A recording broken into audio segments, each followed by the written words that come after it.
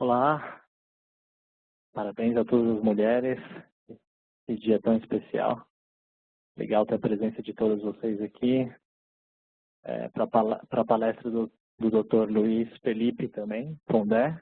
Para quem não sabe, meu nome é Felipe, mas na verdade é Luiz Felipe. Coincidência. Esse dia ele é comemorado no CIT há alguns anos já, na verdade, em vários países. E esse ano o mote da campanha é o Press for Progress. Acho que muito já foi feito em termos de educação com relação ao tema, mas acho que já está na hora de pressionar por um progresso efetivo nessa questão de diversidade, não só de gênero, mas também de LGBT, afrodescendentes, e o CIT tem feito várias iniciativas, acho que vocês puderam ver no evento que a gente teve de Inclusive Culture no final de janeiro, com a participação de todo o comitê executivo do Corbat, que é um tema que realmente é muito importante para o CIT e é parte do que é a cultura do CIT, a diversidade. Na América Latina, acho que a gente tem um grande exemplo, né? A nossa CEO, Jane Fraser, mandou um comunicado hoje também, reforçando a importância da campanha e do tema, com a participação do Pedro Lorenzini, nosso co-chair do Women's Council, que foi muito legal. E no Brasil também, a gente tem várias iniciativas, junto com o City Women, através da nossa parceria com o Movimento Mais Mulher 360, onde a gente busca realmente incorporar novas práticas na parte de gênero. A gente vê que a gente não está muito atrás, a gente tem várias iniciativas super interessantes e é extremamente importante para a gente. No comitê executivo, eu posso comentar que quase todas as reuniões é um tema que a gente sempre discute e é extremamente importante. O time de Live Well, em parceria com a área de diversidade, convida todos vocês para esse evento, né, e convidou o Dr. Luiz Pondé para participar com a gente aqui desse evento. Por aqui, falar um pouco do Luiz Pondé, que é um filósofo, escritor, ensaísta brasileiro de origem judaica. Começou a carreira na medicina, graduando-se na Universidade Federal da Bahia. Depois cursou filosofia na Universidade de São Paulo e fez doutorado na mesma instituição, com a Universidade de Paris. Realizou pós-doutorado na Universidade de Tel Aviv, em Israel. Atualmente é vice-diretor e coordenador de curso de Faculdade de Comunicação da FAAP, diretor do Instituto de Estudos Avançados da Pontifícia Universidade Católica, da PUC, também sou formado na PUC, e de Filosofia na Fundação Álvares Penteado, da FAAP. É colunista da Folha de São Paulo, do Jornal da Cultura e da Rádio Bandeirantes. Muito obrigado pela presença. Não vou mais tomar o tempo de vocês. Doutor, por favor.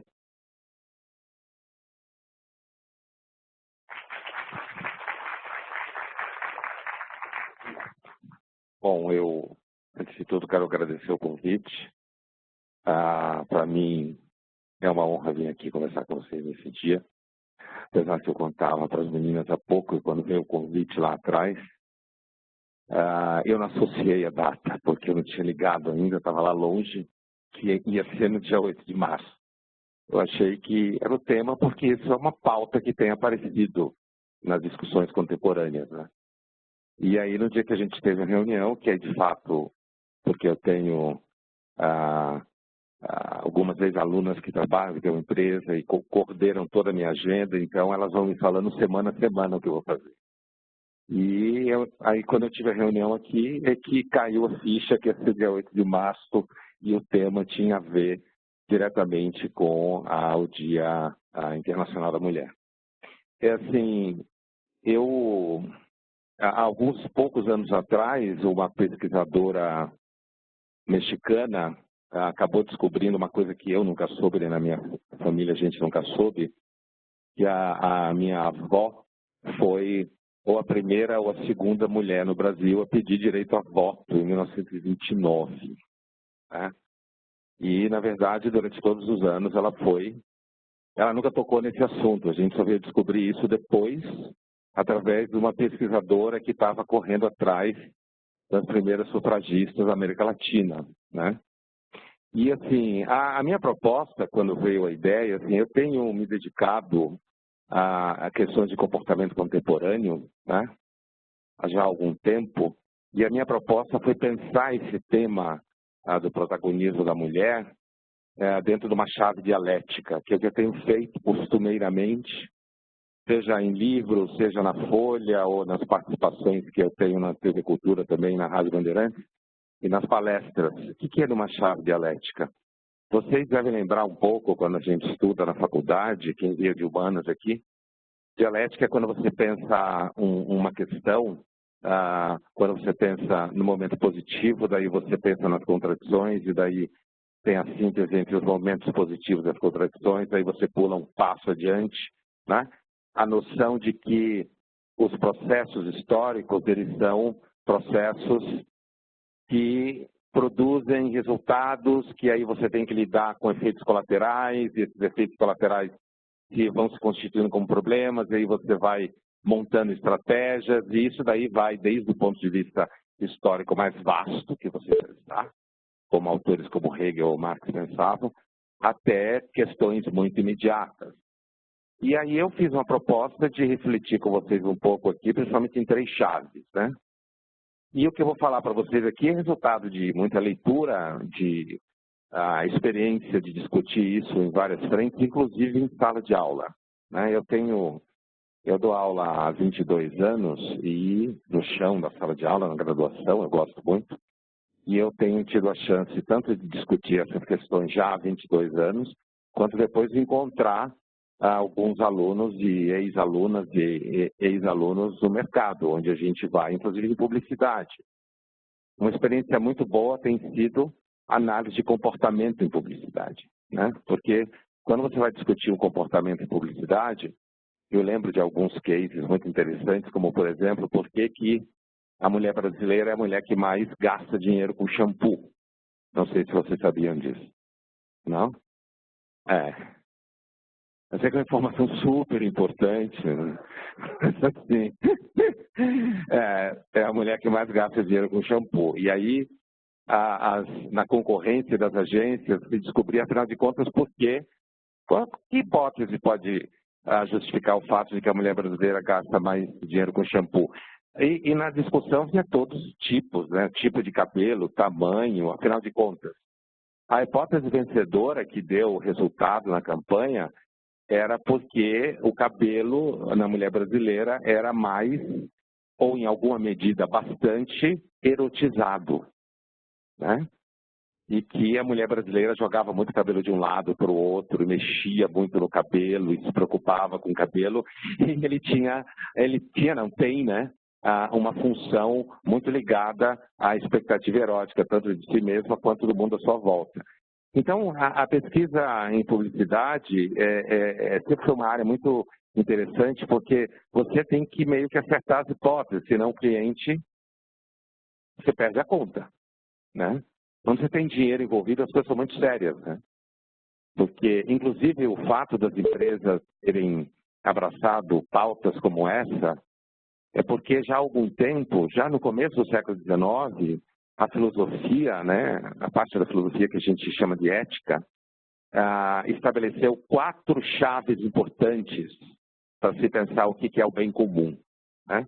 Isso no começo do século XIX, tá? Uma primeira delas é que as pessoas são dotadas de uma espécie de faculdade moral, essa faculdade moral de afeto, que faz com que esse ambiente que você vive é muito incoerente, se ele é um ambiente que você sente que as pessoas não são reconhecidas na capacidade que elas têm, elas começam a entrar em agonia. Os ingleses chamam isso de moral affection, né? A capacidade de você ser afetado por um ambiente que você vive é tóxico, né? E inclusive o ambiente de trabalho entre eles, muito ambiente de trabalho. A outra coisa é quando você tem a sua capacidade imaginativa bloqueada. Você não consegue imaginar futuro, você não consegue imaginar o que você pode mudar, ou seja, uma vida desimaginada é uma vida que produz agonia também. Uma outra coisa é quando o mundo à sua volta, ele parece completamente irracional. Você não consegue entender as relações de causa e efeito, né? Você tenta estabelecer relações racionais, mas ele é completamente irracional. E, por último, a ideia de liberdade, que é uma ideia que cresceu muito a partir da emergência do mundo burguês, né? Quando a gente fala em filosofia burguesa, não quer dizer alguém que vai a shopping, né? Em filosofia burguês significa um sistema de vida pautado pela ideia de resultado, mérito, sucesso, objetividade. Isso significa mundo burguês em filosofia, né? No mundo burguês, à medida que ele foi produzindo opções, né, e o dinheiro foi realizando rupturas na sociedade, que o dinheiro realiza rupturas, ele foi deixando muito claro que, na verdade, a questão do dinheiro é com a capacidade de você produzir bens materiais, e não tanto o time que você torce, né? Quer dizer, pouco importa o time que você torce. O que importa é a capacidade que as pessoas têm de produzir bens materiais, melhor qualidade de vida, negócios. Numa linguagem comum se diz assim, a mim pouco importa que time você torce, contanto que você pague a fatura do Visa, certo? Quer dizer, os acordos, eles são ao redor da ideia de resultados. Esse é o motor, foi e continua sendo um motor importante para grandes, como se chama, grandes avanços nas relações do mundo contemporâneo, né?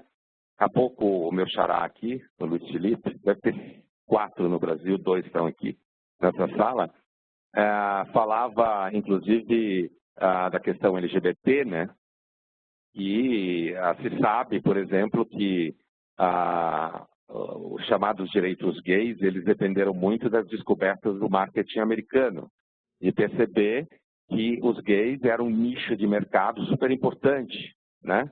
Gente muito bem formada, em muitos casos, inclusive bem formada porque muitas vezes tinha dificuldade de sociabilidade, dificuldade dentro da família.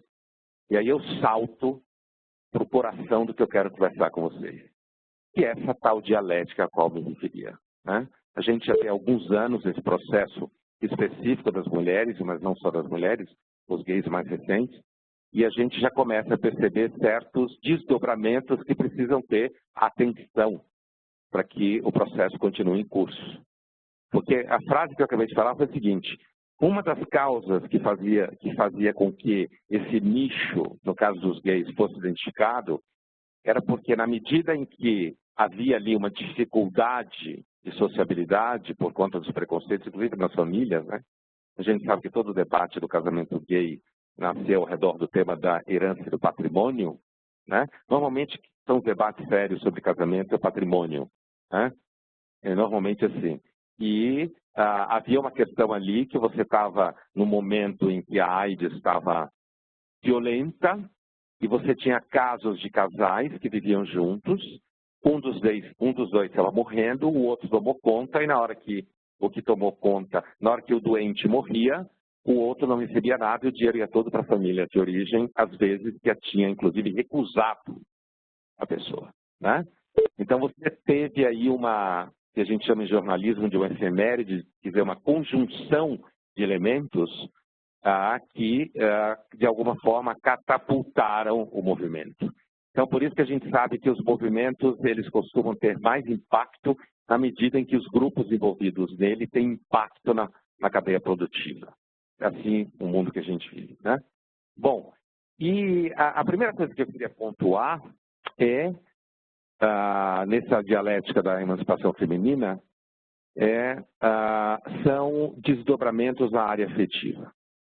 Eu lembro de 10 anos atrás, mais ou menos, na Casa do Saber, estava dando um curso que tocava nesse tema, talvez mais de 10 anos atrás, talvez uns 15 anos atrás. A Casa do Saber foi fundada em 2004, deve ter sido 2005, 2006, por aí. E eu lembro que uma aluna levantou a mão e deu uma espécie de testemunho em que ela dizia que ela estava tendo muita dificuldade de encontrar um parceiro. Que a vida afetiva dela era um desastre, né? E ela perguntou para mim assim na aula, e para os colegas da sala, será que isso é uma forma de vingança? Né? Será que é uma forma de vingança ela era muito bem-sucedida profissionalmente, continua sendo, e ela falou assim, será que é uma forma de vingança? Será que os homens se vingam da gente ela queria se referir a mulheres. Ela, na época, ela estava lá por volta dos 30 e muitos, 40 e poucos, por aí, né? E ela dizia, será que os homens, de alguma forma, se vingam de nós porque nós temos sucesso profissional? Então, eu queria convidar vocês para uma reflexão que ficasse um pouco fora, seja do próprio marketing do tema, seja da própria militância do tema. Eu digo isso porque eu vejo lá na frente jovens de 18, 19 anos, e nesses jovens de 18, 19 anos, essas questões aparecem já, inclusive no caso das meninas. Eu não sei se vocês sabem, talvez alguns de vocês aqui saibam, que as meninas, quando estão por volta de 25, 35 anos, elas entram num nível de razoável estresse, né? Isso não é uma opinião minha, não. Isso é resultado de pesquisa, que é um estresse que os meninos não passam. Esse estresse tem a ver com o fato de que entre 25 e 35 anos é mais ou menos a data em que você tem que tomar decisões relacionadas a ter filhos ou não, carreira profissional ou não, investimento pesado na carreira profissional. É claro que a gente tem casos de pessoas que resolvem essas questões de forma muito fácil.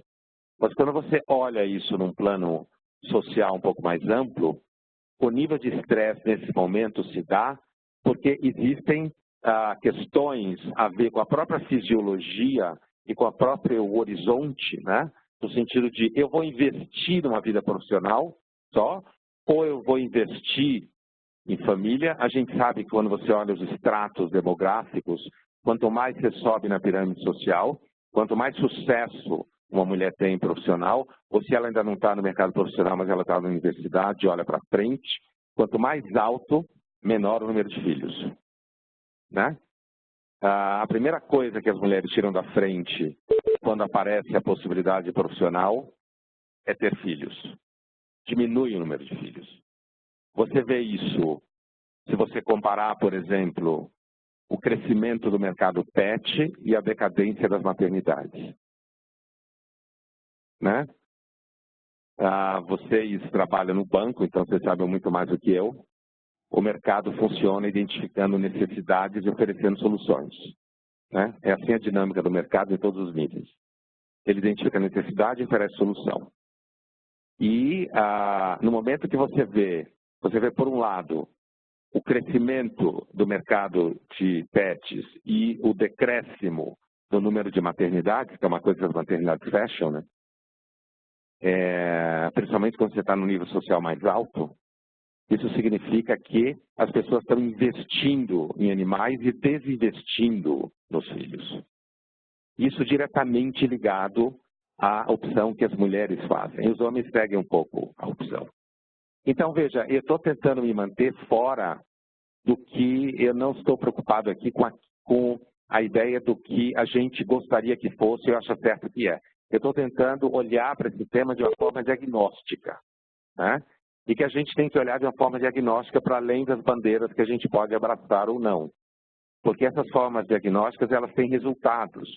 Na verdade, são com elas que a gente tem que lidar, na verdade. Um outro fator associado diretamente a isso é o crescimento das casas de repouso. As pessoas cada vez vivem mais tempo, mas vivem mais sozinhas.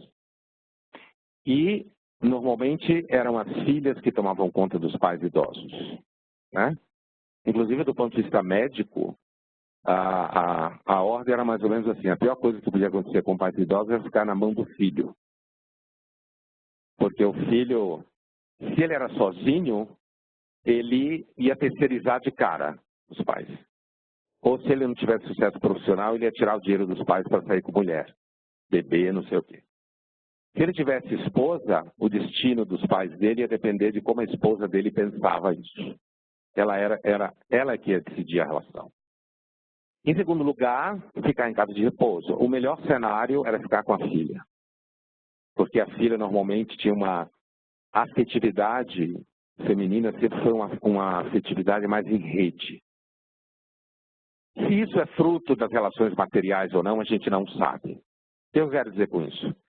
Se as mulheres tinham afetividade mais em rede, pelo fato das mulheres terem menos exposição ao mundo da produção econômica enquanto tal, e, portanto, o mundo que as mulheres viviam era um mundo em que era mais ligado a vínculos afetivos próximos, tipo muitos filhos, irmãs, pais idosos, entende? Quer dizer, eu estou desenvolvendo um raciocínio aqui materialista, no sentido de que você pensa as condições materiais e daí você pensa nos resultados delas. Estou sendo meio marxista no raciocínio, né? Então, assim, se as mulheres tinham essa afetividade mais em rede, como se fala, mas dispersa não no sentido de vaga, dispersa no sentido de vários investimentos, nesse sentido dispersa, em rede. Se isso foi resultado do fato de que as mulheres tinham um espaço doméstico de poder e um espaço público sem poder, que é justamente aquilo que a Simone de Beauvoir chamava de segundo sexo, né? A menina crescia vendo que a mãe mandava em casa e ela achava que a mãe era dona do mundo. Aí depois, quando ela virava adulta, ela descobria que do lado de fora de casa a mãe não mandava em nada, né? Do lado de fora de casa, a mulher era a esposa, a assistente, a amante, a namorada, a secretária. É daí que vem o termo segundo sexo. Porque o primeiro definia a função e o segundo estava sempre colaborando com o primeiro. E aí era um trauma, porque ela achava que a mãe de fato dominava o espaço doméstico, mas a mãe não tinha poder do espaço fora de casa.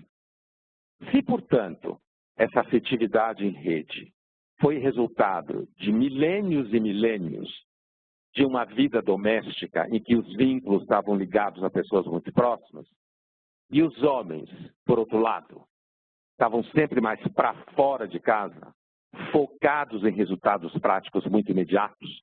As meninas brincam muito, eu ouço isso em sala de aula, elas brincam muito dizendo que homens não conseguem pensar em 15 coisas ao mesmo tempo, né? Homens pensam em uma ou duas no máximo.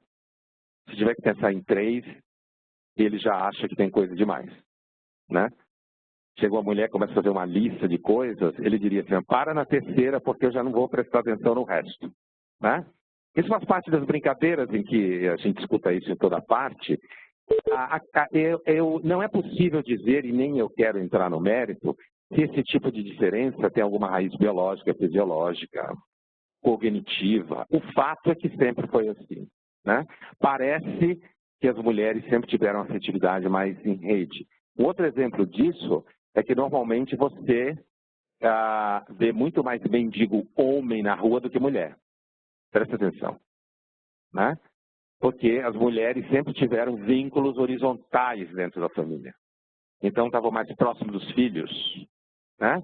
Estavam mais próximos das irmãs, enquanto que os homens estavam muito mais focados no trabalho. Quando você fala com meninos de 18, 19 anos, ainda hoje, os meninos eles têm uma preocupação muito grande, afinal de contas, com o que eles vão fazer na vida profissional. Enquanto que as meninas elas ficam ainda um pouco vagando entre se elas vão trabalhar e se dedicar plenamente à vida profissional ou se elas vão dividir isso. É claro, quando a gente é jovem, tem 18 anos, a gente é onipotente. E uma das coisas que caracteriza os jovens é achar que eles vão, de fato, conseguir fazer tudo o que eles querem, né? Isso é uma característica de quando, depois de um certo tempo, você descobre que você não é onipotente. Mas, assim, essa ideia de que, de repente, eu não sei se eu vou investir nisso aqui, na vida profissional, como é que fica a vida, a maternidade, como que fica a família. Então, esse núcleo de questões, quando a gente fala do feminismo histórico, anos 60 e 70, não era uma questão. Algumas pessoas defendiam a ideia que as mulheres queriam ter filhos por, na realidade, convencimento masculino, e não porque as mulheres queriam ter filhos por si só.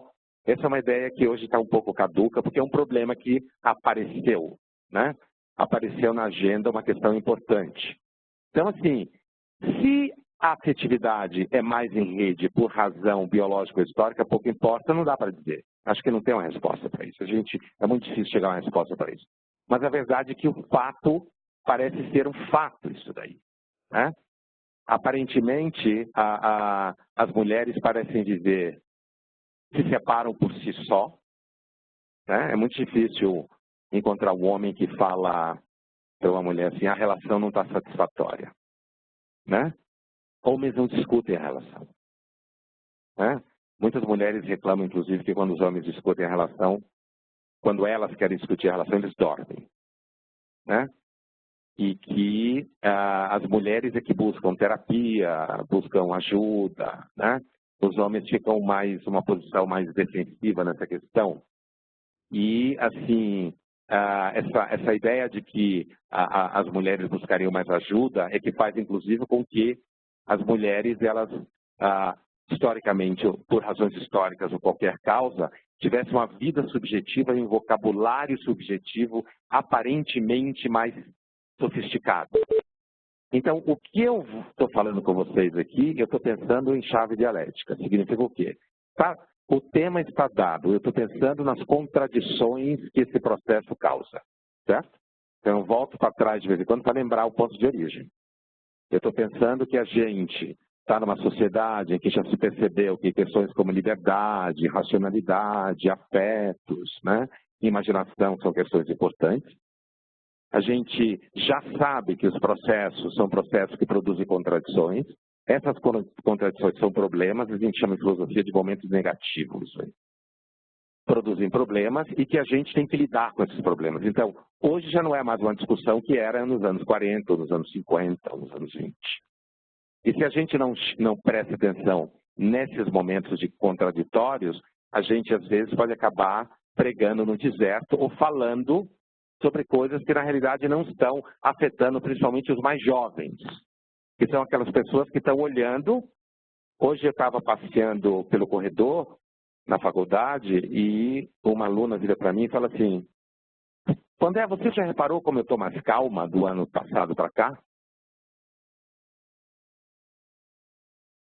E eu não tinha reparado que ela estava mais calma. Para mim ela estava igual, tipo normal, porque na verdade eu nunca achei que ela não era normal, entendeu? Por isso que eu achei a pergunta dela. Ela é conhecida por ter uma risada assim muito engraçada, mas até aí tem pessoas que têm risadas mais engraçadas do que outras. E ela falou: você reparou que eu tô mais calma esse ano? E eu falei para ela assim: não, eu nunca achei você nervosa.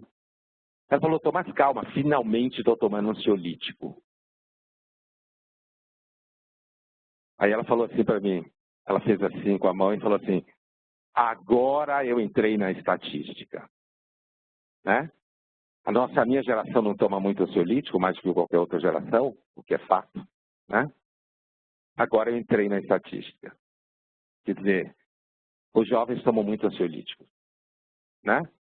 Então, assim, as transformações do mundo, sejam aquelas, nós estamos falando aqui de uma transformação positiva, tem transformações que são negativas, mas as transformações do mundo, elas engendram processos que geram diferentes formas de dificuldades, diferentes formas de mal-estar, certo?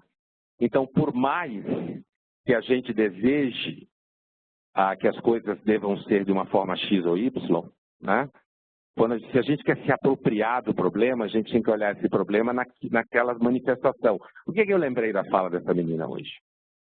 Porque todas as pesquisas com jovens que nasceram de 95 para baixo, já desde 84, 85, 95 para cá isso se acirra, eles aparentemente são menos felizes, são menos seguros.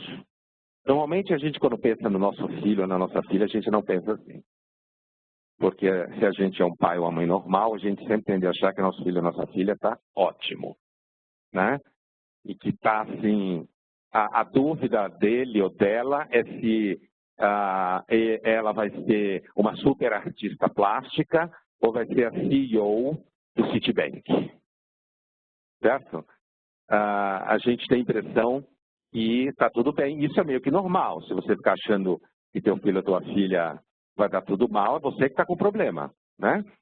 Mas assim, a verdade é que os jovens, os meninos e as meninas, eles apresentam sintomas hoje muito claros que passam por muito medo. E medo de quê, afinal de contas, né? Então, é medo de muita coisa. Eu já tive chance de fazer programa de rádio com jovens em que eles escolheram a pauta do medo como a pauta que eles queriam discutir, né? E esse medo passa justamente pela sensação de que o mundo é inseguro, que eles não sabem o que eu devo fazer. Eu devo investir nisso aqui, vai dar certo, ou devo investir nisso aqui, vai dar certo. Eles têm uma ansiedade muito grande de meta. Aquilo que as pessoas têm na vida profissional, que é bater meta, né? Eles trouxeram isso para a vida privada deles. Eles têm meta, eles têm que aos 22 ter conseguido isso, aos 24 ter conseguido isso, aos 25 ter conseguido isso. E, na verdade, o que a gente observa agora, recentemente, o Ministério da Saúde inglês determinou que a adolescência vai até os 24 anos. Né? Isso significa que, na verdade, está acontecendo um retardamento da idade adulta. Né? Esse retardamento tem a ver com as condições materiais de vida. Em que sentido? O mercado é mais competitivo. Nós estamos falando aqui de um certo extrato social, né? Porque quando você abaixa na pirâmide social, o número de filhos aumenta. Toda vez que o número de filhos aumenta, significa pior TV a cabo, certo? Pior internet, menos coisa para fazer, aumento de filhos. Você já está ali, não tem muito o que fazer, já está junto, não sei o quê, você acaba... Eu lembro, mas é assim, né? O celular impede muito sexo no mundo. Na verdade, ele desvia, porque é, aliás, um dos markers da pesquisa de comportamento desses jovens de 95 para cá, é que as meninas ficam cada vez mais no celular. Cada vez mais. O top são os vídeos de cachorrinhos e gatinhos. Veja se você não vê em casa isso, certo? Ou mesmo em outro lugar que não em casa.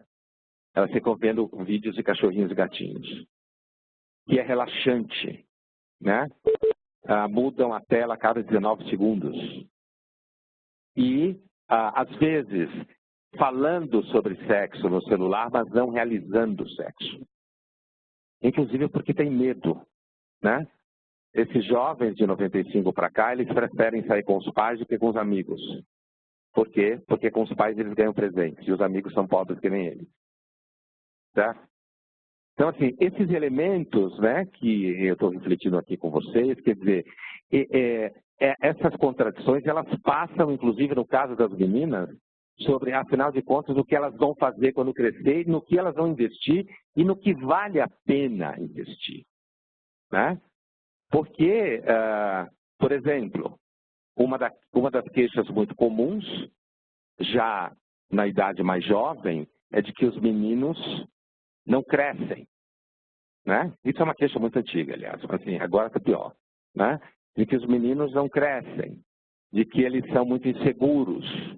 Então você tem aí um sintoma interessante nesse processo, que é uma insegurança crescente por parte de muitos meninos, e homens, inclusive. Né? Uma certa desorientação por parte dos homens de como eles devem se comportar. Um dos fenômenos que aparece são os meninos que tentam provar para as meninas que eles são mais feministas do que as meninas. Porque normalmente elas enchem um saco rápido, né? Desses meninos que tentam provar que são mais feministas do que as próprias meninas. Por quê? Porque você tem aí uma expectativa de emancipação que já está em curso, quando você está falando principalmente de classe social média alta para cima. É uma emancipação já em curso, já tem no horizonte essa possibilidade de emancipação e, portanto, você já tem uma certa percepção do que significa essa emancipação. Há uns 10 anos atrás, durante um tempo, eu dava aula no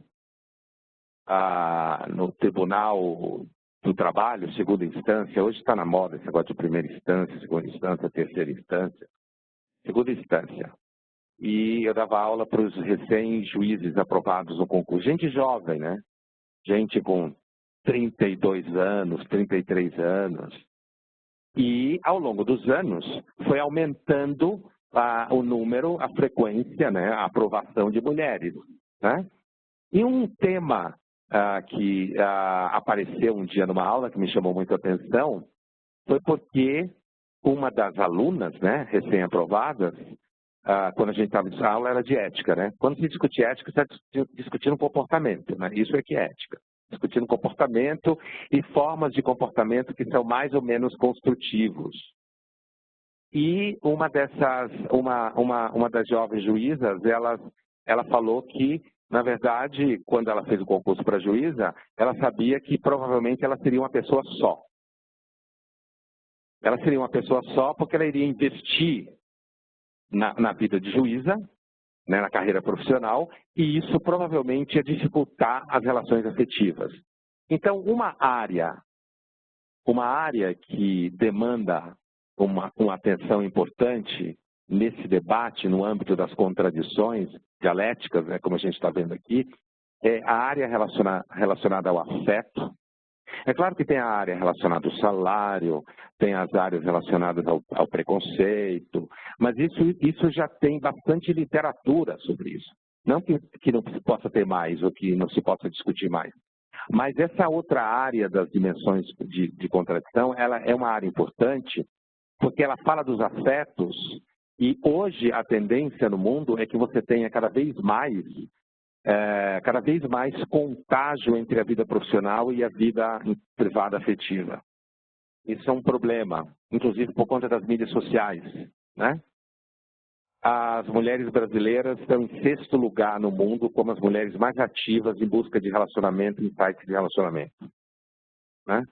As brasileiras estão em 6º lugar e em ascensão, né? E você tem, inclusive, sites de mulheres que buscam simplesmente financiamento da própria vida. Essas mais jovens buscam financiamento material para a própria vida.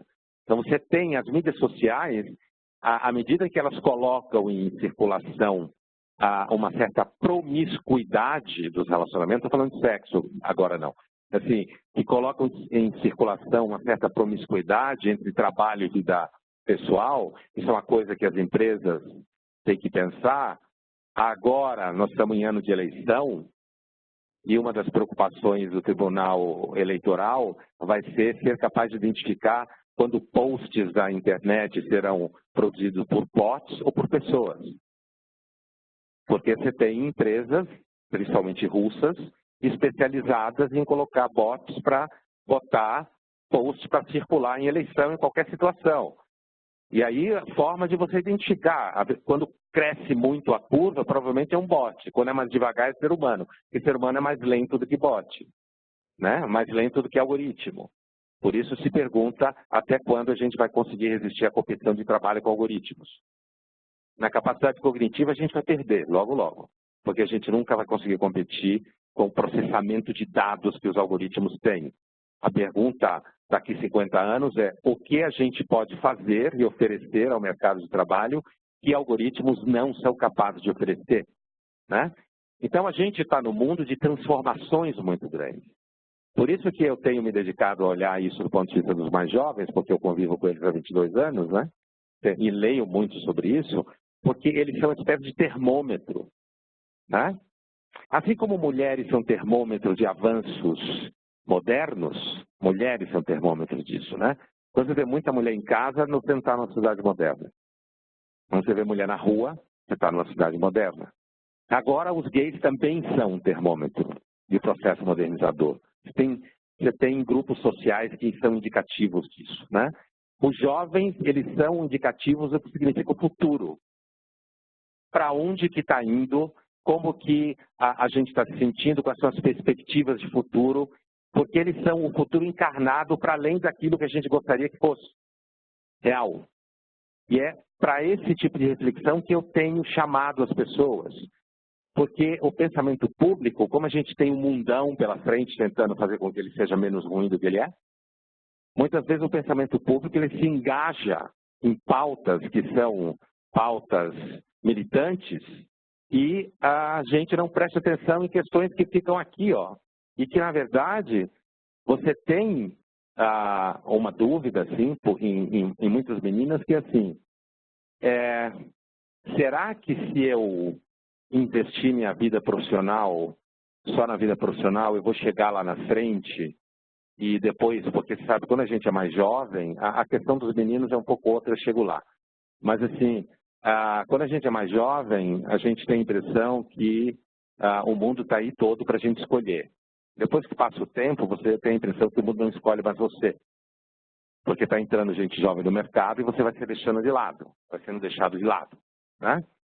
Então, um medo tipo assim, será que se eu investir a minha vida numa carreira profissional, eu vou chegar aos 50 anos só? Né?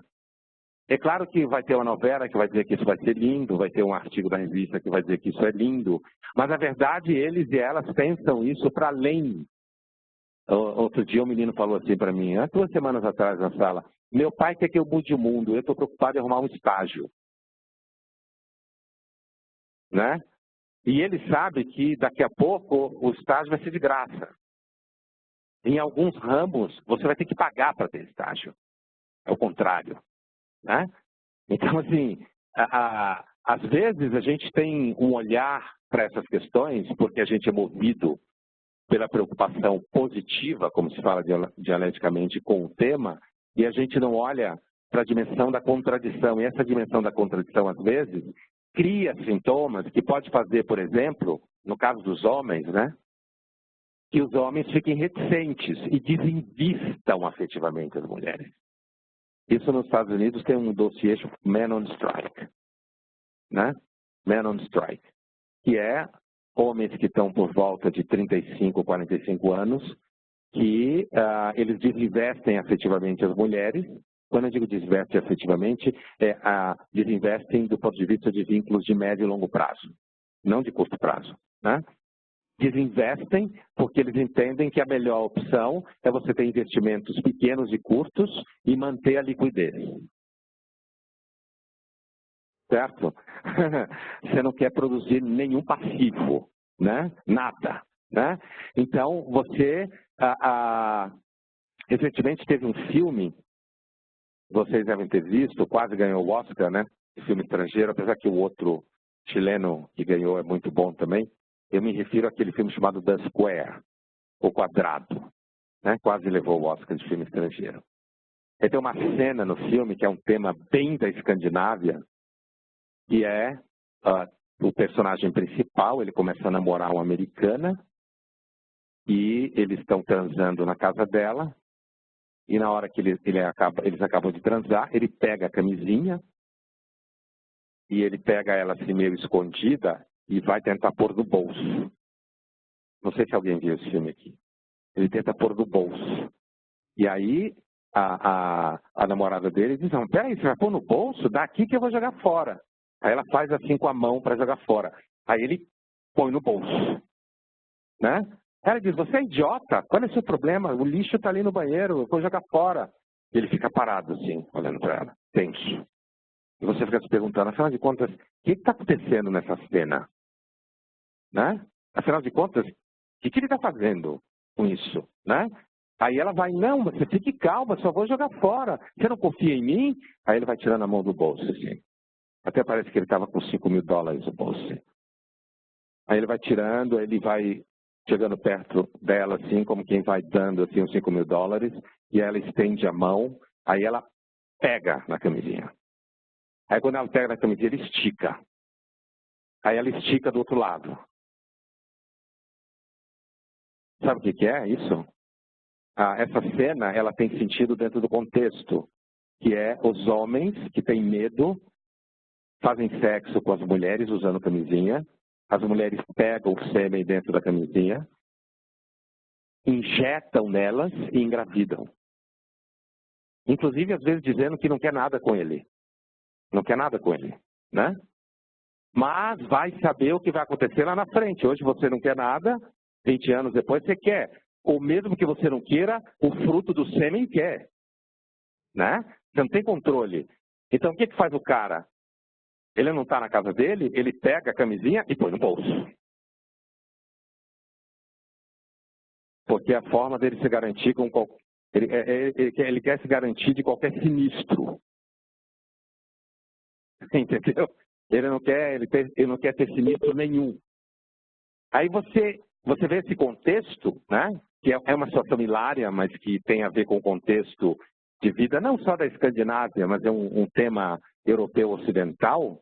né? E enquanto que aqui no Brasil esse tipo de cena ela é quase incompreensível para nós, né? Não faz nenhum sentido para a nossa cena aqui. Normalmente a gente não funciona desse jeito. Mesmo quem pense em riscos de gravidez indesejada não pensa desse jeito, de forma industrial, assim, né? Tão técnica. Mas, assim, de qualquer jeito você vê, você olha essa cena e quando o jovem está pensando assim, o menino está pensando, quando ele fala assim, olha,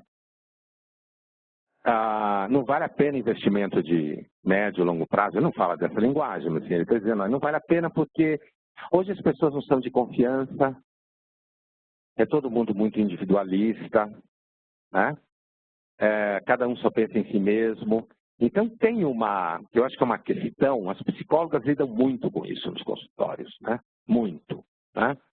Com essa coisa de, às vezes, inclusive, no caso das meninas, elas falam de muitos parceiros, múltiplos parceiros, mas que, na verdade, parceiros que não preenchem ou não dão nenhum sentimento, não dão um retorno. Agora, o legal dessa história, é que a gente normalmente projeta a ideia que no passado era melhor, né? O que não é necessariamente verdade, né? Não é necessariamente verdade, mas normalmente, quando você acha que o passado era melhor, você está tendo um surto romântico, tecnicamente falando, né? Que é bem típico. No Brasil, paulistanos têm surtos românticos com frequência. Vão para a praia deserta no Nordeste, vão para a montanha, para Minas, para Gonçalves, que aliás é em Minas, ou vão para São Francisco Xavier, sei lá, vai procurar a natureza. O surto romântico é quando você, assim, eu não quero passar a ideia para vocês que o surto romântico é falso. O surto romântico, ele é verdadeiro, porque ele é, inclusive, o primeiro momento em que o pensamento ocidental se dobra sobre si mesmo em relação à modernidade. O nome disso técnico é romantismo. Eu sei que, quando a gente usa a expressão, vocês estão pensando em amor romântico. Provavelmente. Eu até podia fazer uma pesquisa aqui rápida em quem acredita no amor romântico. Vamos fazer? Antes que vocês me perguntem, é assim, quem acredita no amor romântico, levanta a mão aqui. Levanta a mão, Luiz Felipe. Você queima? Levanta a mão, os caras aí. Vocês vão queimar o filme de vocês. Levanta a mão. Levanta a mão. Então, assim, quem não acredita, levanta a mão. Uou! Né? Aqui a maioria parece acreditar, né? Quando se discute isso com jovens em sala de aula, a maioria não acredita. É o contrário aqui. A maioria não acredita. Acha que é uma invenção, que é uma coisa de gente boba, gente mal informada, gente sem opção, né? Eles vão cada vez mais sofrendo de um certo ceticismo, no sentido banal da expressão. Ceticismo é uma coisa complicada em filosofia, mas no sentido comum que a gente fala, um certo ceticismo achando que o amor romântico é uma espécie de ilusão, né? Mas o romantismo enquanto tal, independente do amor romântico, e tem uma relação, mas não dá tempo de fazer a relação aqui, o romantismo é um momento de mal-estar com a modernização. É isso que é tecnicamente falando, tá? Ele surge no final do século XVIII, começo do XIX, e ele é por causa dele que é pensado a dialética. Ele é o motivo, porque ele é o momento negativo da modernização com ela mesma. É a modernização pensando, fiz merda. Ela falou francês, eu repeti. Não, mas eu estava querendo falar francês mesmo. Então, assim, né? Que eu estou fazendo? Eu estou destruindo tudo. Mas o importante é que o surto romântico, ou mal-estar romântico, ele não está fincado numa experiência do passado que é necessariamente verdadeira. Esse é um problema, né? Não dá para dizer que a vida no passado era melhor do que hoje. Não dá para dizer. Não dá para dizer que era melhor você ficar em casa sem poder fazer o que você quer. Já vem no caso das mulheres. Não dá para dizer, né? Não dá para dizer que era melhor você, quando menstruava, virar mãe, como era, como quase sempre foi. Porque não existia nem conceito de adolescente. Tanto não existia que agora ele aumentou. Ele aumentou porque as condições materiais são difíceis, a competição é pior, você tem que estudar mais. Os jovens sabem que quando sair de casa piora a condição material dele, então ele não quer sair de casa para quê? Ele tem roupa lavada, comida, luz, Wi-Fi, TV a cabo, Mac, tudo em casa. Ele vai para quê? Ficar pobre, né? Então ele quer ficar em casa, ele fica em casa, né? Então ele adia a saída. Ele adia a saída, no que ele adia a saída, ele inclusive adia porque ele vai trabalhar, mas vai ganhar pouco, porque os salários tendem a cair. Né? A gente não precisa falar dos chineses, mas eles estão aí, né? Derrubando os salários. Né? Então, assim, tende a cair. Então, você tem condições materiais que determinam o adiamento da maturidade. E você adia a maturidade ambos os sexos, os gêneros, como você queira dizer. Gênero, conceito social, sexo, conceito biológico. Mas, assim, não são a mesma coisa, mas assim, relacionados, mas são a mesma coisa.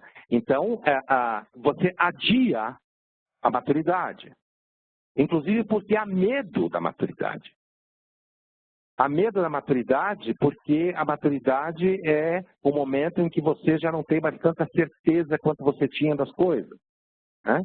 E você já está com compromissos muito mais solidificados à sua volta. Mas, ao mesmo tempo, porque eles pensam assim, não, quando eu tiver 30 anos, eu tenho que ter casa própria, carro importado, uma casa na praia, um casamento feliz, onde os dois é um filho, um golden retriever, alguma coisa assim, né? E seu filho vai ser assim, com 5 anos, ele já vai estar investindo em causas sociais na África, ele vai estar super voltado para problemas sociais com 5 anos de idade. Quer dizer, assim, põe ele numa escola para ele aprender a conversar com árvores e tudo mais, para ele ser uma pessoa assim, super legal, né? Mas, na verdade, o moleque, pelo menos quando estiver lá pelos 17, 18, 19 anos, está tomando ansiolítico. Ele está com nível de ansiedade super alto, inclusive porque é uma expectativa em vários níveis. No caso das meninas, ser uma mulher bem-sucedida profissionalmente, essa é a primeira coisa que aparece na frase. Ser bem-sucedida profissionalmente, ser autônoma, né? Digo autônoma, inclusive financeiramente, porque a gente sabe que a autonomia depende de dinheiro. Né? Você sabe que tem um aumento de separações quando as mulheres começam a ganhar dinheiro, você tem mais separação. Né? Os homens dificilmente saem do casamento sozinhos, né? Eles só saem do casamento quando arrumam outra mulher. Né?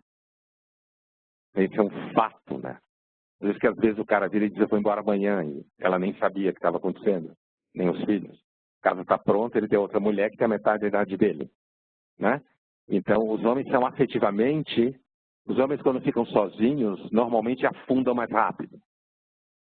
Né? Digo, justamente por causa daquela afetividade em rede que a mulher tem, ela tem toda uma rede de vínculos afetivos que ela cultiva no dia a dia, com quem ela conversa. Eu olho na sala de aula, as meninas conversando entre elas, animadamente, e muitos meninos parados olhando para o teto, assim. E as meninas estão conversando sobre coisas e mais coisas. E vocês perguntam, mas meu Deus, de onde vem tanto assunto? Né? E os meninos parados. Quer dizer, os meninos têm 2 focos, as meninas e ganhar dinheiro. Né? Então, assim, a verdade é que quando você olha isso no resultado estatístico, se a mulher sai do casamento e larga o cara sozinho e não tem outra mulher, ele afunda. E se ele tiver sem dinheiro, então, ele vai para o saco direto. Né? Porque o amigo dele vai fazer, sei lá, beber, encher a cara com ele, arrumar uma mulher para ele, mas não vai dormir de mão dada com ele. Certo? Não vai ficar 3 dias chorando junto com ele. Né? Essa afetividade aí é uma afetividade, se ela tiver determinantes materiais, ela pode se transformar.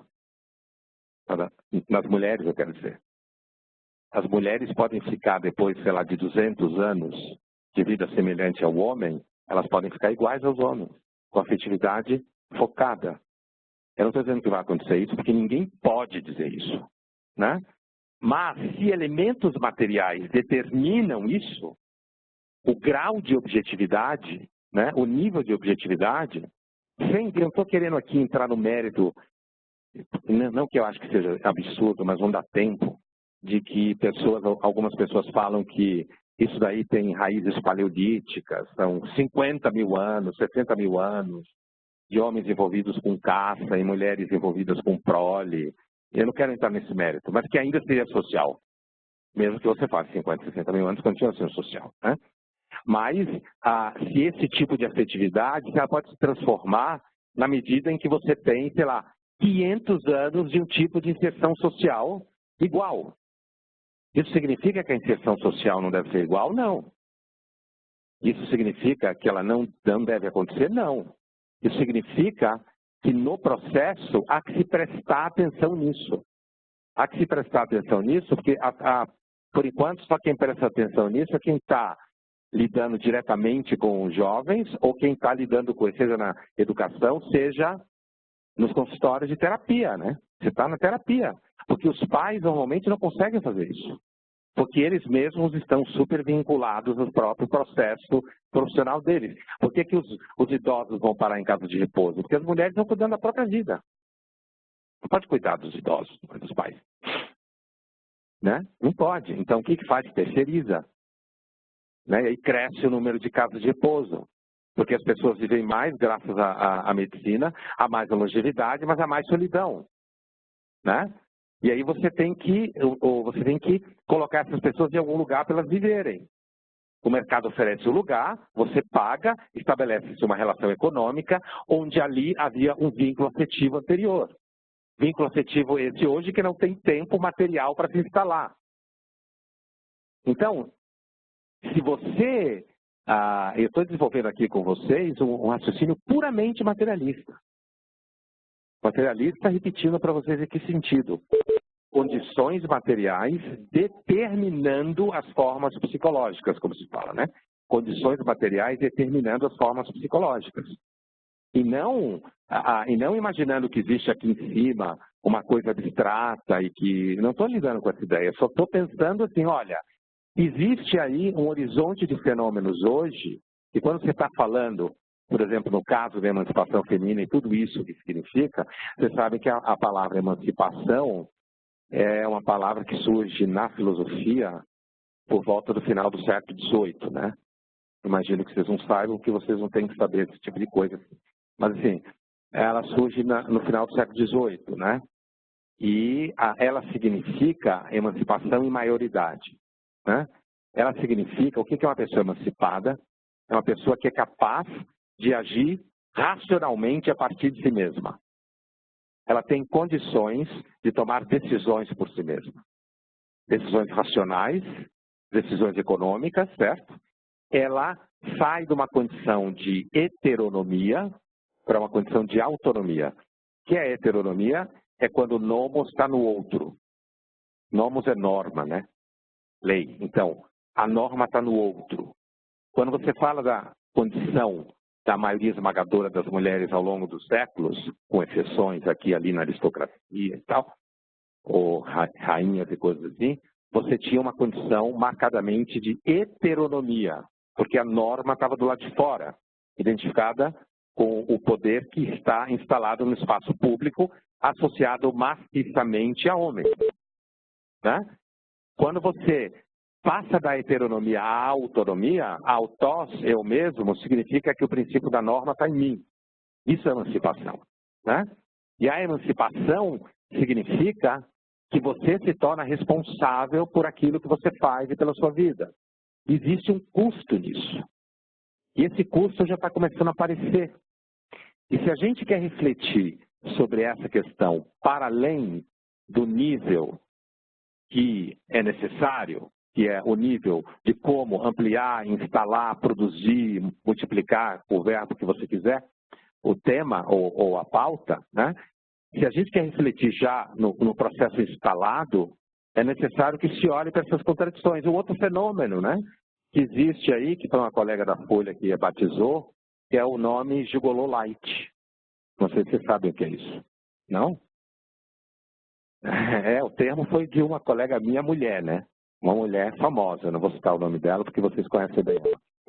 O que é o gigolo light? É o cara que explora uma mulher bem-sucedida profissionalmente.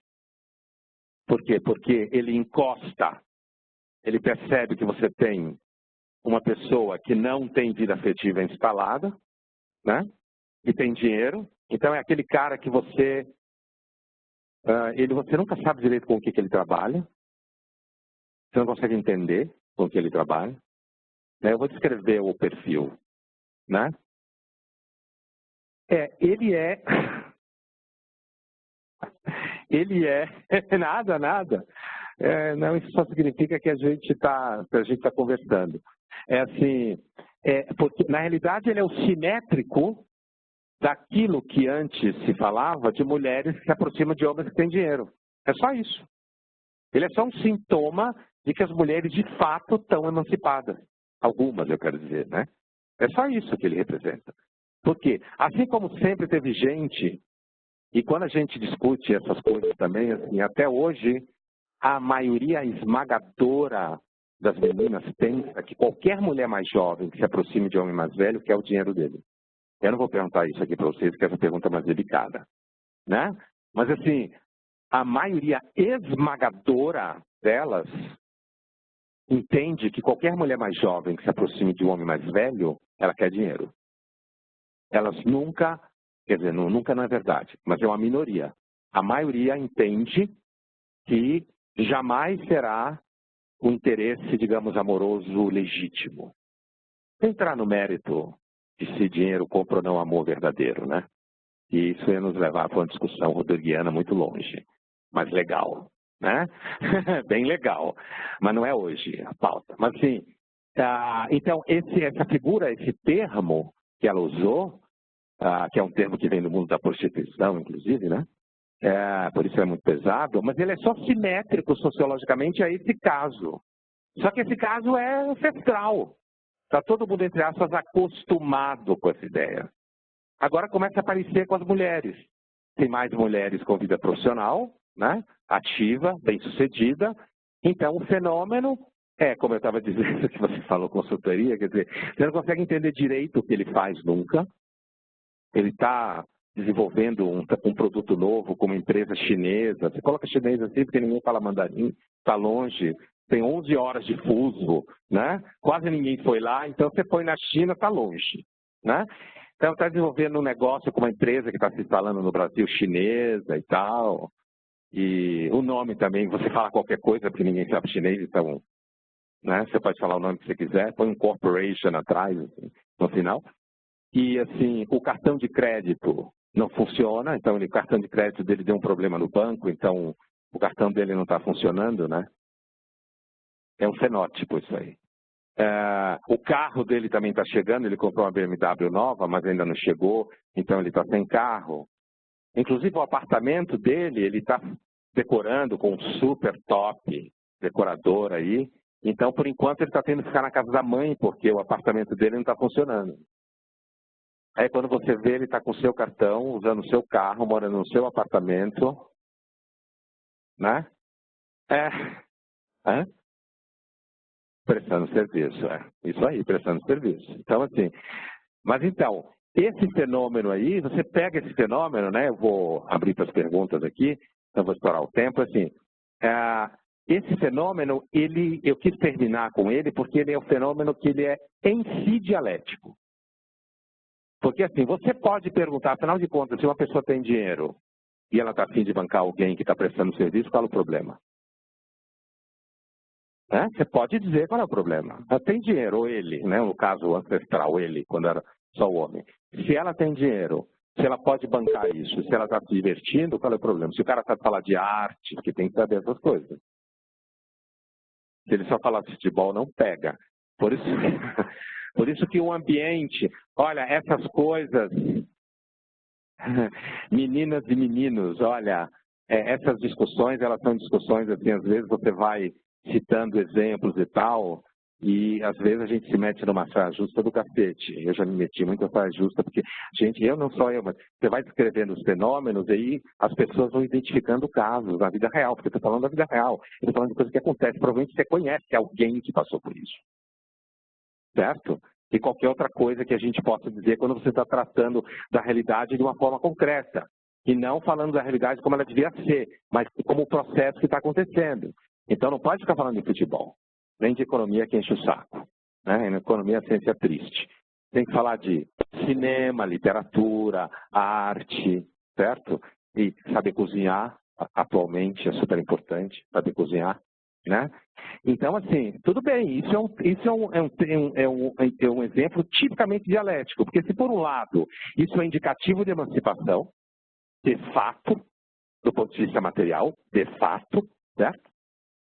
Por outro lado, além disso, portanto, você pode fazer muito bem o que você quiser com o seu dinheiro, certo? Por outro lado, isso é indicativo de uma situação em que há ali um tipo de solidão semelhante que havia já com homens, que já havia com homens antes. Eu não estou aqui em momento nenhum supondo, eu falei do romantismo para deixar claro, de que antes era melhor. Antes era diferente. Agora, nós modernos, quando ficamos deprê, achamos que antes era melhor. Ah, não, porque no passado as pessoas se respeitavam, né? Eu não sei se elas não se respeitavam, mas com certeza elas falavam menos, elas tinham menos informação, elas tinham menos opção. A vida é mais fácil quando você tem menos opção. Quando te dão muita opção, você fica desesperado. Né? Tipo aqueles menus que tem 150 pratos. Né? Não, pelo amor de Deus, eu quero só 3 opções. 2. Né? Eu não quero fazer escolha o tempo inteiro. Então, encerrando a minha fala aqui para escutar um pouco vocês, assim, eu tenho prestado atenção, lido, estudado e percebido isso continuamente, assim, que eu acho que é importante nessa discussão, que é, você olha o fenômeno no processo, você percebê-lo nessa chave dialética. Né? Existem transformações da ordem do afeto em processo. Se o afeto é sustentado por relações materiais concretas, no momento que você mexe nessas relações materiais, você mexe na estrutura do afeto.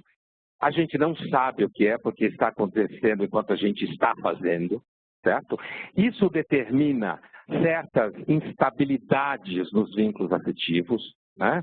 Do ponto de vista, os homens ficam meio sem saber o que eles têm que fazer, né? Muitos homens morrem de medo, né? Os homens sempre tiveram medo de broxar diante das mulheres, né? Agora você toma Viagra, não tem mais medo disso. Mas aí elas ganham mais do que você e você tem medo de broxar de novo. Né? Então, assim, quer dizer, você sempre teve esse problema em jogo, né? Isso é real. Isso, se você resolver conversar com qualquer jovem a sério, para além daquilo que a gente fica esperando deles, que eles sejam super bem resolvidos, super descolados, com ideias assim, muito claras de como salvar o mundo, e que eles resolveram coisas que você nunca resolveu. Se você superar tudo isso, que é em grande parte uma expectativa muito mais nossa que você projeta sobre eles, a gente é capaz de perceber neles, perceber essas angústias, essas inseguranças, e elas estão muitas delas associadas ao processo de emancipação como um todo, não só das mulheres. A emancipação gera insegurança, tá? E um sintoma disso é a ampliação da adolescência, tanto no caso dos meninos quanto das meninas. Você quer adiar a emancipação. Porque a emancipação chama para você, você pode envelhecer mais rápido, você pode deixar de ser tão engraçado, você pode deixar de ser tão divertida, né? Tão doce, né? Tão doce, né? Não, você tem que bater meta do mesmo jeito, né? Por isso que cada vez mais fica impossível aquela ideia de que você não deve nunca fazer surpresa para ninguém que você conhece, para seu parceiro, sua parceira, porque ele pode chegar em casa ou ela com o saco na lua, sem paciência, cansada, e você quer que a pessoa bata a meta em casa também, ela teve que bater meta o dia inteiro no trabalho, certo? E você quer que ela bata a meta em casa, e ela quando ouve a música e vê você todo vestido de forma especial, já entra em pânico, porque tudo que a figura queria era assistir uma série no Netflix, né? e você quer que ela bata a meta. Então, se a gente quer discutir mundo contemporâneo e processos para além das pautas que são importantes, mas a gente quer olhar de uma forma diagnóstica, é necessário olhá-la numa chave dialética. Obrigado.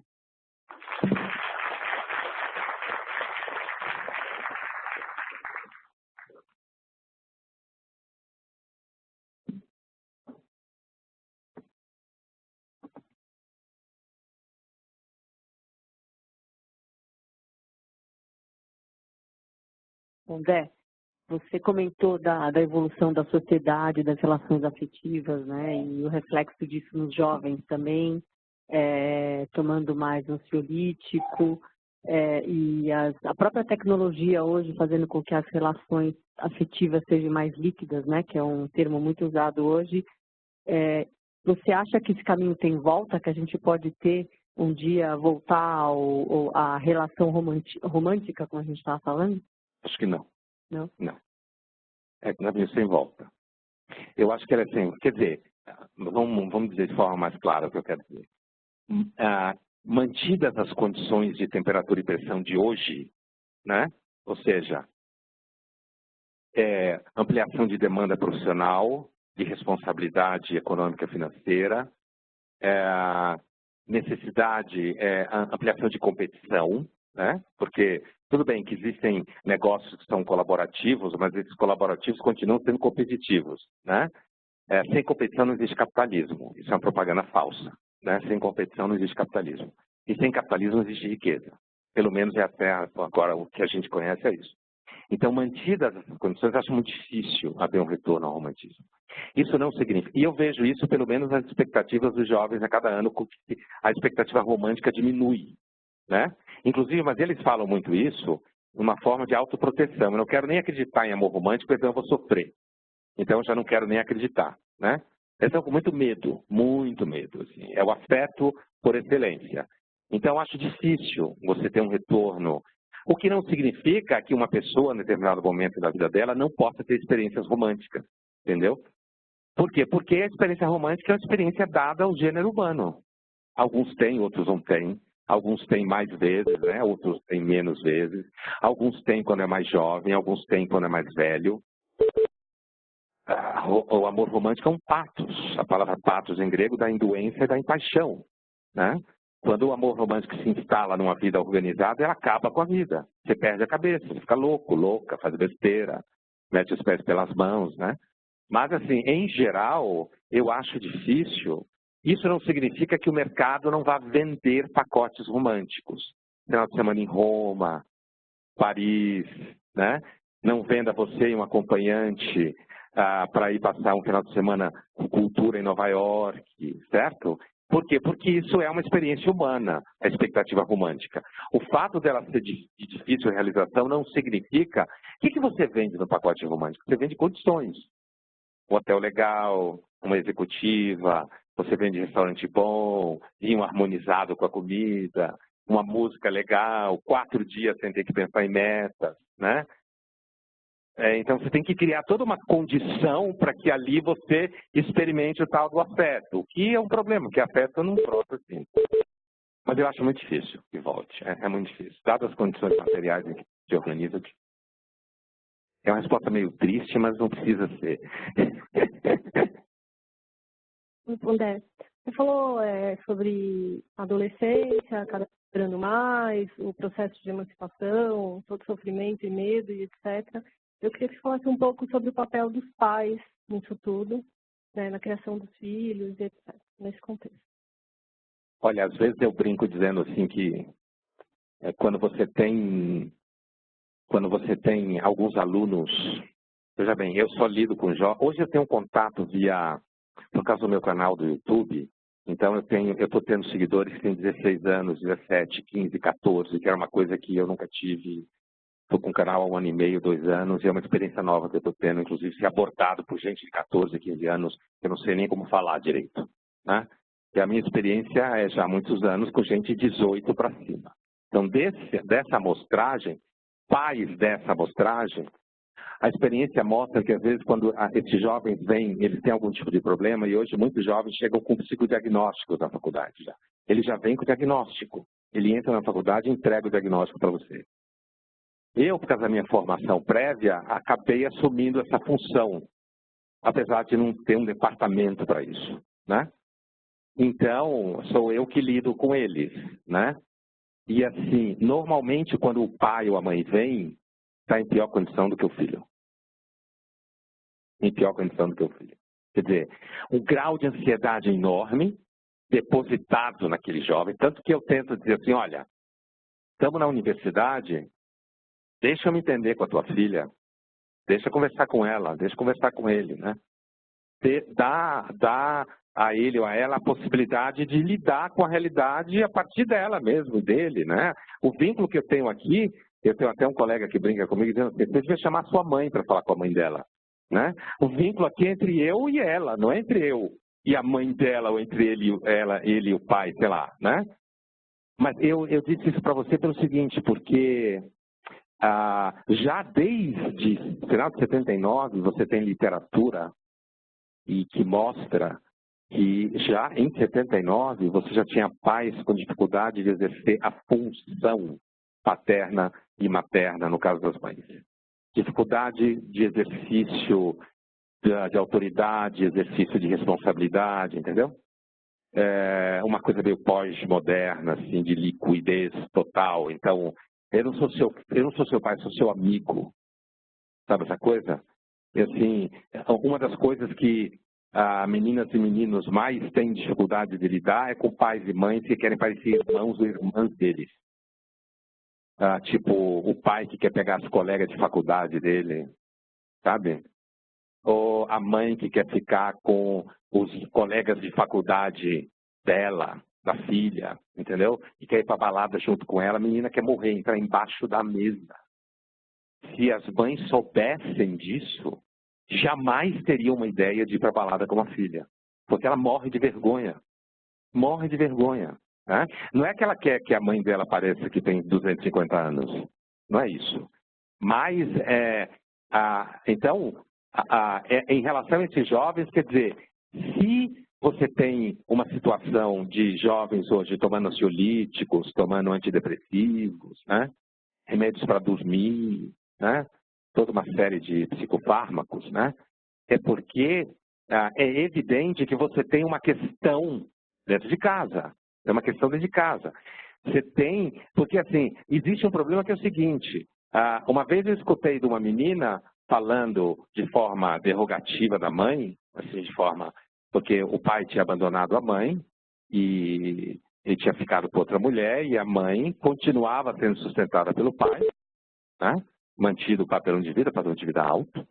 E a menina, então, faz um julgamento assim, na discussão de que a mãe dela era uma idiota. Como é que a mãe dela aceitava isso? Bom, você não sabe o que é ter 57 anos. Ela, a menina, quer dizer. Ter 57 anos, ter tido um padrão de vida a vida inteira, e no final da vida ter acontecido, no meio da vida, pelo menos, ter acontecido isso com você. E, além de tudo que você já perdeu, você vai perder o padrão de vida. Às vezes, você não precisa pensar de onde vem o dinheiro, você só gasta. Ou guarda. Né? Então, ao mesmo tempo, a tentativa dos pais, ou de um lado, querer passar a ideia que sabe muito bem o que estão fazendo, ou do outro lado, que não sabe, porque, na verdade, está aprendendo com os filhos. E, assim, o processo modernizador, ele é um processo extremamente desarticulador de processos tradicionais.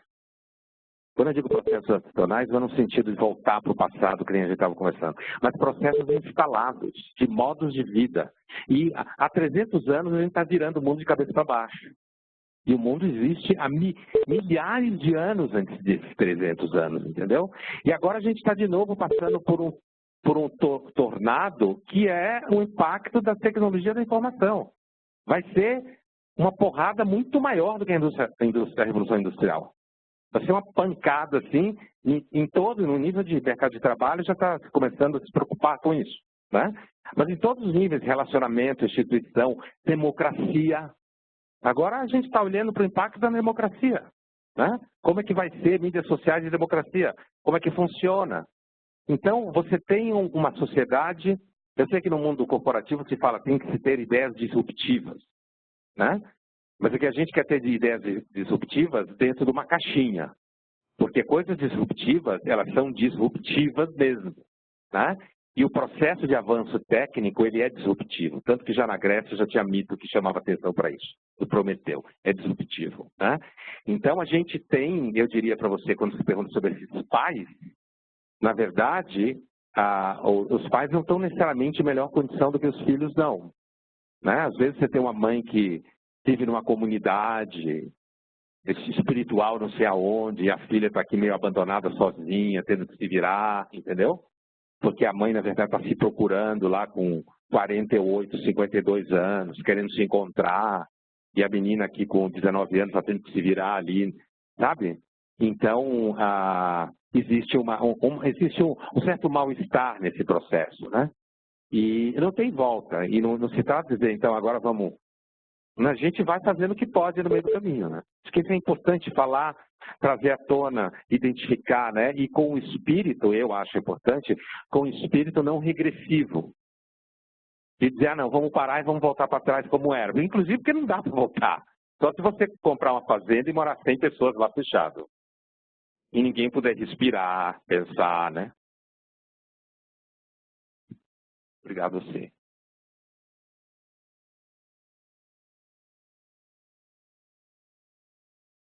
Pondé, se você puder fazer alguma consideração, assim, claro que eu acho que é um tema bastante grande, extenso, mas como é que você vê tudo isso, um impacto no mercado de trabalho? Só para trazer um pouco aqui para o mundo corporativo e pensando essa emancipação da mulher, né, dentro das empresas. Eu acho que esse lado afetivo você tem toda a razão. Inclusive, a gente ainda ouve assim, a mulher é doce e tal. Uma mulher doce, faz muito tempo que eu não vejo uma mulher doce na minha vida no mercado. Não tem mais. A gente já não é doce há muito tempo, mas enfim, a gente ainda acha, né, que tem... É que a gente ainda quer que sejam doces, entendeu? Sensibilidade, vamos embora. E aí vamos, não é? Toca o pau, né? Toca o pau, imagino, claro, estou aqui exagerando, mas como é que você vê, principalmente esse jovem, a gente recebe jovens, né, e a gente vê as dificuldades, tem uma questão obviamente geracional, mas tem uma outra cabeça, tem a questão do propósito, o que você está vendo? Eles falam muito de propósito. Falam muito, né? Muito. Então, desse ponto de vista, que é um tema que afeta o RH bastante, né? Eu tive, agora essa menina, ela foi minha aluna na psicologia, quando eu dava lá na psicologia da PUC, foi inclusive em iniciação científica comigo, e ela, se formou e tal, e foi trabalhar em RH, psicóloga, e trabalha há muito tempo numa empresa indiana, da Índia, né, mas instalada aqui no Brasil, de tecnologia da informação. Agora ela e o marido se mudaram para Porto Alegre porque os dois trabalham na mesma coisa e foram transferidos juntos para lá. Foram em busca de qualidade de vida. Porto Alegre costumava ser boa, né? Costumava, né? Então, assim, e eu lembrei dela porque ela assistiu muitas aulas comigo no mestrado, apesar de que ela nunca fez o mestrado, em que ela contava os casos dos jovens da idade dela. Ela tinha aqui 28, 29, uma milênio, né? Uma milênio. Estou vendo milênios aqui, né? Então, milênios, né? E assim, milênio é caracterizado como alguém que nasceu 83, 84 para cá. A categoria vem do marketing geracional, então ela é meio porosa, não é fixa, assim, tá? Não tem uma descrição, como se fala em física, total de limite. Mas assim, a Raquel, o nome dela é Raquel. A Raquel falava que ela ficava de saco cheio, apesar dela mesma ser uma milênio, porque chegava assim e dizia, eu não trabalho mais com aquela vaca. Por quê? Porque ela falou uma frase racista. Eu vou embora. Né? Ou, eu não vou mais trabalhar com aquele sujeito. Aquele sujeito, ele não sabe nem mexer em e-mail direito.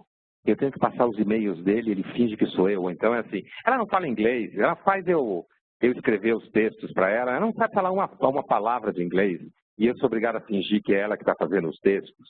Então, assim, uma característica desses jovens, primeiro a gente tem que pensar que eles vêm de um certo extrato social. Quem vem trabalhar aqui vem de um certo extrato social, certo?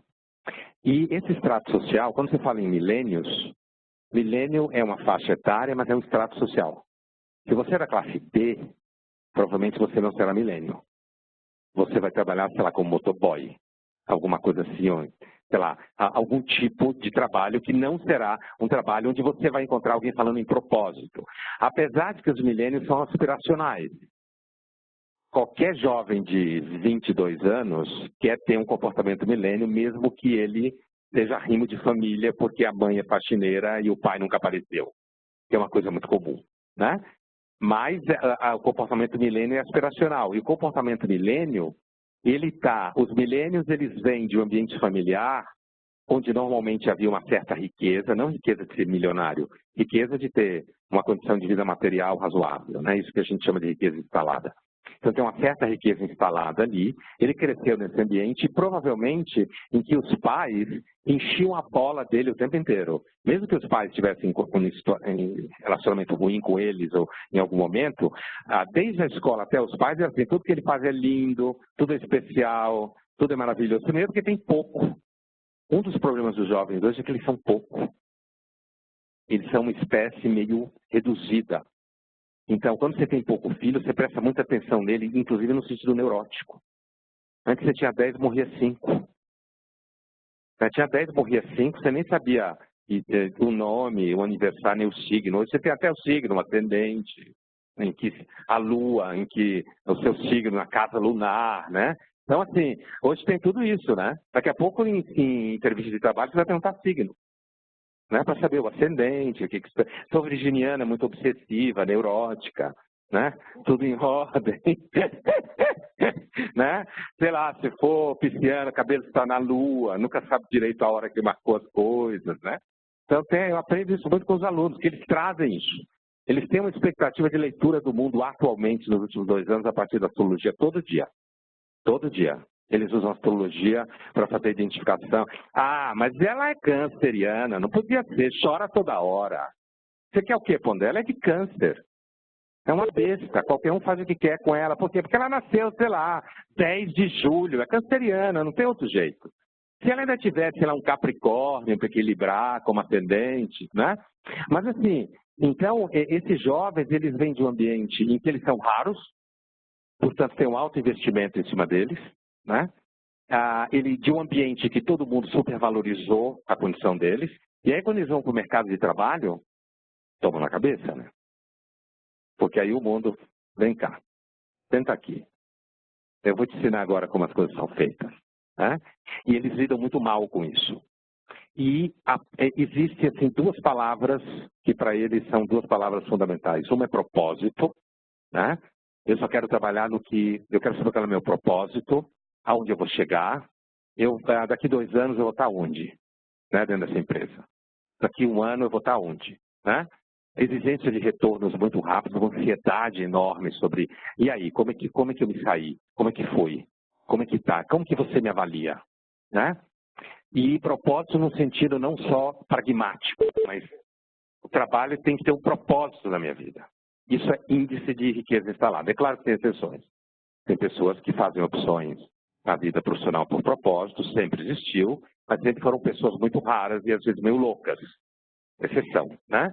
Mas quando você fala em termos de regra hoje, quando os jovens falam em propósito, é porque eles estão focados em metas, eles querem resultados rápidos, eles sabem que o mercado é instável à medida que eles vão entrando no mercado, que não tem garantia nenhuma. Uma vez, numa reunião no jornal, uma menina falou assim, não, mas eles ficam falando para nós que a gente não respeita nada, e tal, mas como a gente vai respeitar? A gente está aprendendo que o mercado de trabalho não respeita ninguém, né? Assim, tudo bonitinho, mas se você não bater a meta ali, rua, né? E a outra palavra é significado, sentido. Eles adoram essa palavra, né? Qual é o significado disso? Qual é o sentido disso, né? Qual é o sentido do que eu estou fazendo? Meu trabalho tem que ter um sentido, né? O sentido do trabalho normalmente é pagar as contas, né? Né? É o próprio trabalho que garante a subsistência, né? E assim, agora, é claro que, é por isso que eu estou falando que tem uma variável econômica instalada, né? Você tem uma criança, um menino, uma menina, que, por exemplo, vai fazer 2 faculdades. Isso, assim, quem tem filho por volta de 25 anos de idade, mais ou menos, né? Chega até uns milênios podem chegar até 34, 35, né? Já é um teto. Antes disso, é marcado como geração X, que é uma geração que não sabe nada de si mesma. Está entre os baby boomers, que são os últimos felizes da humanidade, né? Baby boomers é quem nasceu até 60, 61. São os últimos felizes da humanidade. Sabiam o que queriam, o sentido era trabalhar, investir, ter filhos, construir. Esse o mundo estava nessa. Acabou a guerra, vamos construir o mundo, né? Aí vem depois o X, que já está meio montado e perdido. Já não sabe direito se vale a pena aquilo. Por isso que chamaram de X na época, que ninguém sabia para onde ia. Aí acabou esse negócio, surgiu os milênios. E agora surgiu os Is. Nos Estados Unidos fala I. iPhone, Internet, iGeneration. Que é os que nasceram a partir de 95, que tinham 12 anos quando surgiu o iPhone em 2007. Que já nasceram e já foram se produzindo cognitivamente dentro do ambiente como esse, né? E aí eu estava dando exemplos de pesquisas dessa geração aqui, quando eu estava falando das meninas inclusivas. Então, assim, como eles estão num ambiente de razoável estabilidade econômica, então o que acontece é que eles atribuem o trabalho a significado para além da subsistência. E aí, todo mundo que pensa um pouco sobre a vida sabe que é muito difícil você achar significado de sentido fácil, né? E não é assim que nem no free shop, você pega o significado que você gosta na prateleira, né? Às vezes você acha sentido onde você não sabia que ia achar, né? Depois de muito esforço, ele começa a dizer, oi, eu estou aqui, né? Uma das dificuldades deles é justamente essa percepção a médio e longo prazo. Eles têm muita dificuldade com médio e longo prazo. Eles querem tudo aqui, ó, aqui perto, aqui, ó, resultado aqui do lado. E eu consiga ver aquilo nesse lugar. Então, do ponto de vista de mercado de trabalho, agora eles estão começando a ficar com medo dos algoritmos, eles falam de bots, eles falam como que eles vão competir com isso, que eles vão perder o trabalho para isso, que as profissões que eles estão se formando agora não vão existir daqui a 10 anos. Né? Então, existe já uma certa tensão instalada entre a formação e o que o mercado de trabalho vai pedir. Então, as escolas de formação, elas estão tentando identificar exatamente para onde vai isso daí no sentido da formação. Então, isso faz com que a formação se estenda.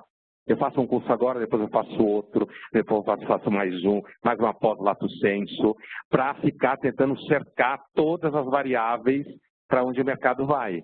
Então, assim, o mercado de trabalho, você está falando de jovens, inclusive, que podem vir trabalhar num ambiente como esse, né? É mais uma fonte de ansiedade para eles, enorme. E eles respondem essa ansiedade, muitas vezes, com recusa. Então, eles desinvestem a continuidade naquele lugar. Eu vou embora. Ah, é assim? Eu vou embora. Eu não fico. Né? Vou trabalhar em outro lugar. E se eu tiver casa para ir, inclusive, meu pai e minha mãe que estão me bancando, dizendo, não, minha filha, vai, descobre o que você quer, o que tem significado para você, certo? Né? Assim, você vai assim, então ele chega para você, que é a chefa dele e tal, e diz assim, você me encheu o saco, eu vou embora, tchau. Vai trabalhar no final de semana, mas nem pensar. Eu já marquei de viajar para a praia no final de semana, acho que eu vou ficar aqui tendo essa vida, vou falar francês de novo, de merda. Né? Essa vida que os mais velhos têm, que só pensam em trabalho, são estressados. Eles têm uma busca de ser um pouco blasé, assim, sabe? Uma coisa assim, tipo, não, eu não sou querendo você é uma estressada, você só pensa em trabalho. Está aqui, mas está com a cabeça lá. Né?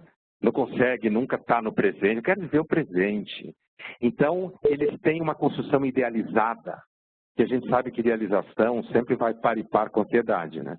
Porque idealização está no lugar da realidade, né? Então, assim, sem dúvida nenhuma, eles são menos bem preparados para a vida adulta do que gerações anteriores. Muito menos bem preparados. E uma das razões disso é porque, inclusive, a vida adulta está meio atrapalhada, confusa. E no caso dos impactos, uma das razões dos jovens hoje serem tão atrapalhados também são as próprias mídias sociais. Porque eles ficam o tempo inteiro colados naquilo, circulação informando o tempo inteiro, a atenção e agonia, como se fala, a economia da atenção, né? Não consegue manter a atenção porque o tempo inteiro é estimulado, é o mesmo tipo de impacto que a gente vê na política também, das mídias sociais. E você criar uma dificuldade, vai produzindo polarização, radicalização das posições. No caso dos jovens, eles ficam presos nas mídias sociais e acabam vivendo dentro disso. É uma sociabilidade. Eu estou aqui, você está aqui, a gente é amiga, a gente está conversando pelo WhatsApp, mas está um na frente do outro. Porque, inclusive, você deve saber, ligar para uma pessoa hoje é um ato de enorme intimidade. Você não liga para ninguém, né? Só se você for desavisado. Você passa um WhatsApp para a pessoa. Posso te ligar? Se você quer falar no telefone. Para eles falar no telefone, ligar para um lugar, é uma coisa que a avó fazia. Eles texting. É o tempo inteiro texting, o tempo todo. Quando grava muito é porque tem dificuldade de alfabetização. Eles não gostam nem de gravar, porque mostrar a voz já é intimidade. Já é muita intimidade gravar a voz. Bom, não dá mais tempo para perguntas, Pondé. Estouramos nosso tempo. Muito obrigada por todas as reflexões. Eu que agradeço. Ótimo. Muito bom. E obrigada a todos pela presença. Muito obrigado pela presença.